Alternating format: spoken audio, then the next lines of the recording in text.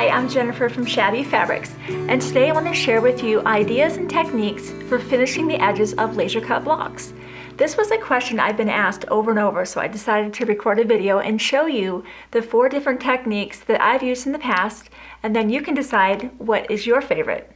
Now, laser cut's so fun, so quick, so easy. Basically, you'll get your background, your shapes are already cut to size, heat and bond light is on the back. You basically peel off your paper. It doesn't get simpler. You're going to position everything onto your background and then iron it down. But then comes the dilemma of how do I want to finish this block? So I want to share with you what I've learned over the years, and then you can decide what you like. When you need the edges to be fully enclosed, all the way where there's no raw edge at all. Say that's a blanket that will be washed, maybe a baby blanket. Goodness knows that'll be washed many times. You may want to choose the Satin Stitch. Of course, the settings on a sewing machine vary from machine to machine, so you do want to practice on a scrap piece of fabric. Adjust your stitch length and width so that you get full coverage on the edge. It almost feels like a cording around each of the shapes, and there is no raw edge at all. It's fully enclosed. Again, that's the Satin Stitch. A popular stitch that has more of a country look is called the Blanket Stitch. That's a setting that you may have on your machine. It's a stitch that you could also accomplish by hand, but of course by machine is much quicker. And basically, the stitch goes to the edge and then it comes in, and then it goes back and it goes down and it comes in. That's called, again, the Blanket Stitch. And it gives just a little bit of a different look, but you're definitely seeing the stitching. Now I want to mention, with both the Satin Stitch and the Blanket Stitch thus far, of course you're going to want to be using coordinating thread.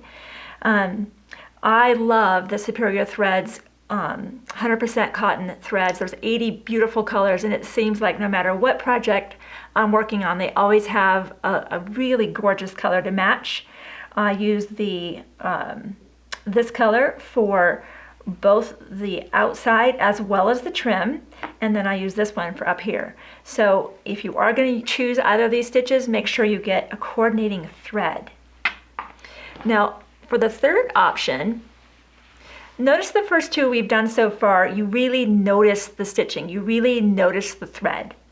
Here, we're still using our beautiful coordinating thread from Superior, but we have a much more subtle stitch and it's more open. So there's definitely raw edge here. If you know this quilt will be washed and you do not want that edge to lift, you would not choose this stitch. If this is just a wall hanging, such as the quilt behind me, Christmas Keepsakes, this is a great stitch to choose. It gives a much lighter look in the end, and physically it's just to the touch, it's much more subtle. In fact, you can barely tell that there's any stitching there at all. That was done again with the same red and the same green. I used the same colors in all 4 of the sample blocks so that you could see how they look without changing anything but the actual stitch. So this is a again a zigzag stitch, but on more of a natural stitch length. Again, use a sample piece of fabric and determine what your settings are that you want to use on your machine, and then go to your project. Now another option that is popular with people, rather than changing out your thread, is they use a clear thread on the top, and in the bobbin they use a coordinating thread. So if you do use the clear, you only want to use that on the top portion of your machine. You do not want to use that in the bobbin. I've certainly used the clear thread in the past. I like working with thread that's 100% cotton. My fabric's 100% cotton.